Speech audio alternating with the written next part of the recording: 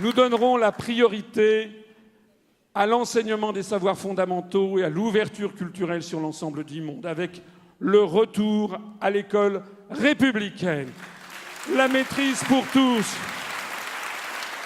de la lecture, de l'écriture, du français, de notre histoire nationale, de la géographie et des mathématiques.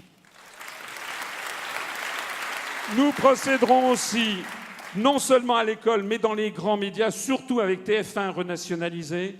Il ne s'agit pas d'avoir la télé du pouvoir. D'ailleurs, on aura réformé le CSA pour que, justement, il n'en soit pas ainsi. Pour que, justement, toutes les familles politiques puissent avoir un accès à la grande chaîne de télévision de formation publique qui s'appelle TF1. Mais moi, je ne veux pas que TF1, qui est l'outil numéro 1 de formation de l'opinion publique française, soit aux mains de mains privées du groupe Bouygues dans lesquelles il y a 20%, 25% de fonds américains, de American Funds. Ça n'est pas possible.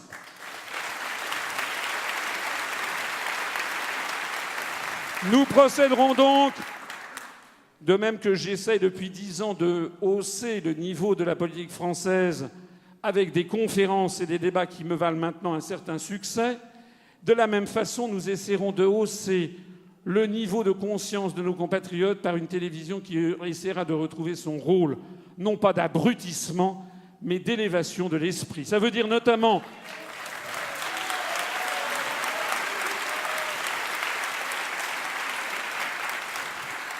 une ouverture culturelle sur la culture française classique. Combien de jeunes qui actuellement ont, mettons, 17, 18 ans, combien de jeunes Français ont-ils déjà vu une pièce de Molière?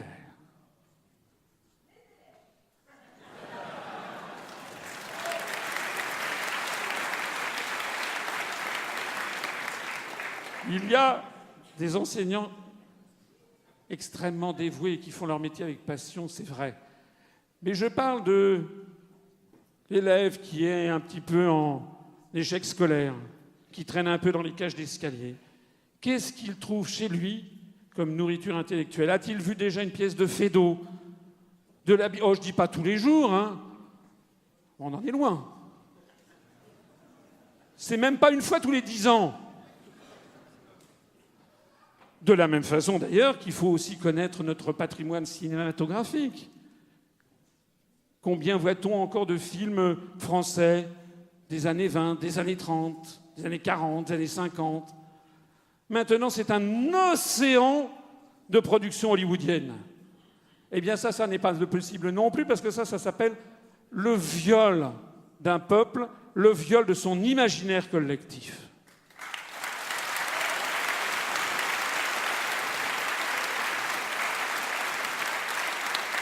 Et puis ce que nous ferons aussi, et ça je l'ai déjà dit et redit, parce que c'est mon goût personnel d'ailleurs, parce que j'ai été formé comme ça, et parce que je pense qu'on est pleinement un homme ou une femme au XXIe siècle, que si on a une large ouverture d'esprit sur les cultures étrangères, donc on essaiera et on développera la diffusion sur la grande chaîne de télévision française de productions exotiques, c'est-à-dire des films russes, des films chinois, des films sud-américains, des films indiens, des films arabes, des films africains, des films allemands, des films italiens, parce que le monde est vaste et le monde ne se résume pas uniquement à la production d'Hollywood.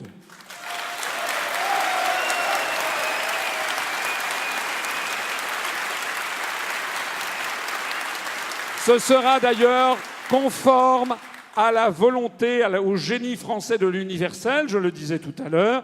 Nous sommes pour l'universel. Actuellement, nous ne sommes pas en processus de mondialisation, nous sommes en processus d'américanisation forcée.